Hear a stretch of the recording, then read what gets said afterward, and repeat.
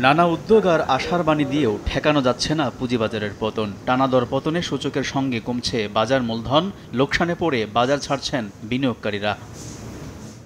বাজার বিশ্লেষণে দেখা যাচ্ছে গত 12 মে থেকে 29 মে পর্যন্ত 13 কার্যদিবসে টানা কমেছে ডিএসইর প্রধান সূচক। শুধু 27 মে কিছুটা উত্থানে শেষ হয় দিনের লেনদেন। এই সময়ে প্রধান সূচক কমেছে 468.19 পয়েন্ট, আর বাজার মূলধন হারিয়েছে 63,127 কোটি 73 লাখ টাকা। অন্যদিকে central depository Bangladesh limited CDBL এর তথ্য বলছে গত 15 থেকে 29 মে পর্যন্ত 7,874টি বিও অ্যাকাউন্ট শূন্য করে পুঁজিবাজার ছেড়ে গেছেন বিনিয়োগকারীরা। শেয়ার কিনে লোকসান গুণে এভাবে যখন বাজার ছাড়ছেন অনেক বিনিয়োগকারী, তখন পুঁজি উদ্ধারে এখনও আশার স্বপ্ন বুঝছেন কেউ কেউ।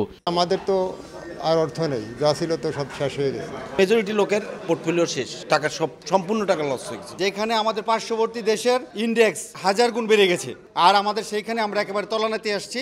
বাজারের এমন দুর্দশার মধ্যে বরাবরই বিনিয়োগকারীদের আশ্বস্ত করে আসছে বাজার সংশ্লিষ্টরা, আর আসছে বাজেটে নানা উদ্যোগের কথা জানাচ্ছে ডিএসই।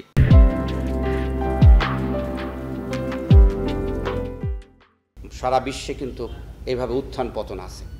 হতে পারে আমাদের মার্কেটে হয়তো বিভিন্ন ধরনের, আমাদের মার্কেটে কেন যেন এই একটু সেন্সিটিভনেসটা একটু বেশি হয়ে গেছে।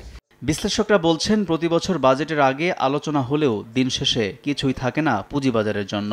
আমরা যদি কয়েকটা বাজেটের কথা বলি, খুব একটা আশা করার মতো কিছু থাকে না। সরকারের পক্ষ থেকে এখানে তো এটা করা যেতে পারে যে যেসব কোম্পানির টার্নওভার একটা সিগনিফিকেন্ট লেভেলে, এই ধরনের টার্নওভার যেসব কোম্পানি আছে এই কোম্পানিগুলোকে আপনি অবশ্যই তালিকাভুক্ত হতে হবে।